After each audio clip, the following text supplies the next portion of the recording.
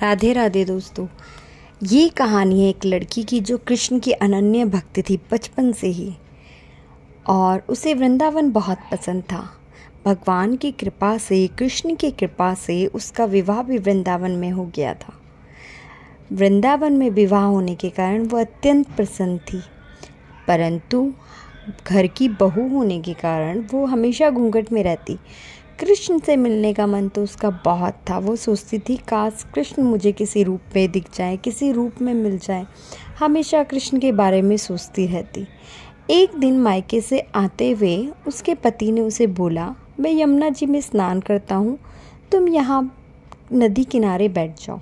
वो जब नदी किनारे बैठी तो मन में सोची, कृष्ण अगर यहाँ होते तो मेरे पति से थोड़े छोटे होते और मैं उन्हें देवर के रूप में देखती हूँ। काश मुझे भाभी भाभी कहकर बुलाते। तभी पीछे से आवाज़ आती है, भाभी भाभी घूंघट तो उठाओ, मुख तो दिखाओ। वो घूंघट नहीं खोलती, शायद बड़े बुजुर्ग सामने से दिख जाए तो अच्छा नहीं लगेगा, परंतु वह बालक बार बार भाभी भाभी कहकर उस लड़की को संबोधित करता रहा, परंतु उसने घूंघट उठाकर नहीं देखा। उसने अपने पति से कहा।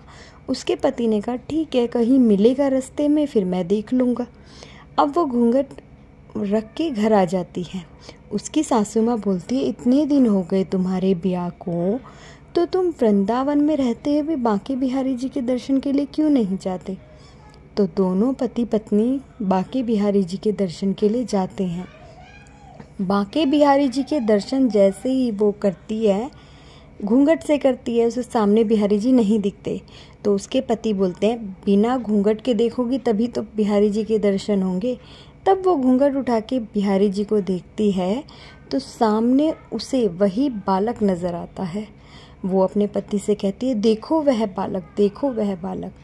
उसका पति कहता है, तुम धन्य हो, मैं वृंदावन में रह कर के भी कभी बिहारी जी को साक्षात नहीं देख पाया, और तुमने बिहारी जी के दर्शन कर लिए उस बालक।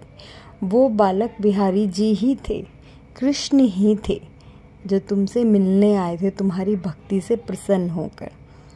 धन्य हो तुम, धन्य है तुम्हारी पूजा। तो कृष्ण अपने भक्तों के लिए हमेशा आते हैं, हर जगह आते हैं। राधे राधे।